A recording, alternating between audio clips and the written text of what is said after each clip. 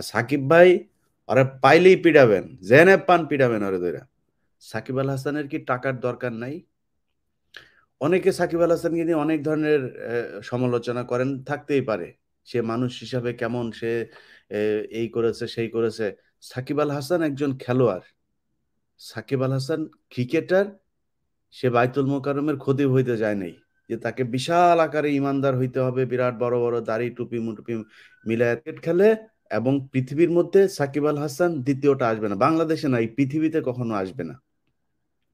এত লম্বা সময়ে মানে পৃথিবীর ১ নাম্বার অলরাউন্ডার হিসাবে কন্টিনিউয়াসলি থাকা, এই ধরনের মানে প্লেয়ার পৃথিবীতে আর কোনোদিন আসবে বলে আমি বিশ্বাস করি না। অতএব সাকিব আল হাসান প্লেয়ার হিসাবে ভালো, সে ভালো ক্রিকেট খেলে, সে বাংলাদেশের জন্য একটা সম্পদ। এটাই আমার জন্য এনাফ। সে কোথায় যায়, কারে মারলো, কারে থাপড়াইলো, কার সাথে সে মিটিং করলো, কার সাথে যায় সে বিজনেস করলো, এটা সমস্যা নেই। বাংলাদেশে বহু ভালো ভালো ক্রিকেটার আছে, বহু ভালো ক্রিকেটার। বাংলাদেশ ক্রিকেট বোর্ড, বাংলাদেশের মানুষ তাদের খোঁজ রাখে না। এরকম একজনের নাম হচ্ছে মোহাম্মদ রফিক, যার সে নিজেই একজন মানে মধ্যবিত্ত একজন মানুষ। অথচ সে কোনো একটা ম্যাচের থেকে টাকা পেয়েছিল সম্ভবত 40 লক্ষ। সেই টাকাটাও সে নিয়ে যেয়ে তারপরে তার এলাকায় স্কুল করেছে, তার এলাকায় অনেক দাতব্য প্রতিষ্ঠান সে করেছে। তার মতো একজন ভালো মানুষকে এখন বাংলাদেশ ক্রিকেট বোর্ডের কোনো জায়গায় রাখা হয় নাই। সোনার বাংলা গড়তে চান আপনি, নাকি সাকিব আল হাসান ভালো হইলেই সোনার বাংলা হয়ে যাবে? আপনার দলে যে সোনার মানুষের অভাব নাই, ওগুলির আগে, ওই সোনাগুলির আগে ঠিক করেন, তারপরে সাকিব আল হাসানকে ঠিক করতে আইসেন।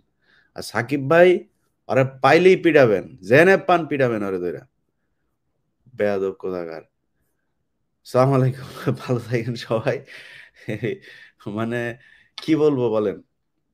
মানে একটা ক্রিকেটার বাংলাদেশটারে কোথায় নিয়ে গেছে সেই ক্রিকেটার। সে ভালো না খারাপ, তার ব্যবহার ভালো হওয়া দরকার। বেটা তোর কিসের ব্যবহার? ও কিসের ব্যবহার ভালো করবে? ওর সাহস আছে, ও বেয়াদব, এই জন্য ও ভালো প্লেয়ার। ও যদি মানে মরা হইতো, ভয় পাইতো, তাহলে সমস্যা, তাহলে তো এই পৃথিবীর এত বড় বড় বলারদের সামনে দাঁড়াইতে পারতো না। ভালো খেলে আমার এইটাই দরকার, আর কোনো কিছু দরকার নেই।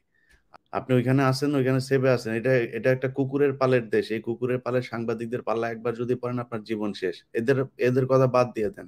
মাস দেড়েক হবে বা এরকম, আমার ঠিক স্পষ্ট মনে নাই। যে কোনো একজন আমাকে ওই ওই ঘটনাটার কথা বলেছিল যে এর সাথে সাকিব আল হাসানের যে ইনসিডেন্ট। কিন্তু সেদিন যেটা বলেছিল সেটা হচ্ছে যে সাকিব আল হাসানকে হয়তো সে আপনার লাথি দিয়েছিল। লাথি দেওয়ার পরে সে পড়ে যায়। ওখানে বেশ কি মানে হয় আরকি, মানে একপাক্ষিক ধস্তাধস্তি। এবং সাকিব আল হাসান তাকে মারার পরে পুলিশ-টুলিশ সবাই যেয়ে ২ জনকে ধরে ফেলেছে।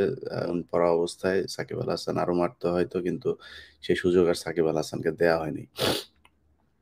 যাই হোক, এখন সাকিব আল হাসানের আ প্রতি কিছু ক্ষোভ আছে। সেই ক্ষোভ হচ্ছে এর আগেও সে সাকিব আল হাসানকে বলেছিল তার কি ব্যাংকে ডিপোজিট না কি যেন, আমার ঠিক স্পষ্ট মনে নাই, যে ২-৩ লাখ টাকা আছে। সেই টাকাটা সে সাকিব আল হাসানকে দিয়া দিতে চায়। তো সাকিব আল হাসান এখন মানে মিলিয়ন, মিলিয়ন ডলারের মালিক। সাকিব আল হাসান ঘর থেকে বের হইলেই তার টাকা। মানে সে তাকে সে ২ লাখ টাকা দিবে। এটা তো অবশ্যই সাকিব আল হাসানের জন্য খুবই অপমানজনক একটা বিষয়। যে কারণে সাকিব আল হাসান তাকে মারতে গিয়েছিল। খুবই মানে হিসাব পরিষ্কার। এখন যে বিষয়টা নিয়ে আমি আজকে কথা বলতে চাই সেটা হচ্ছে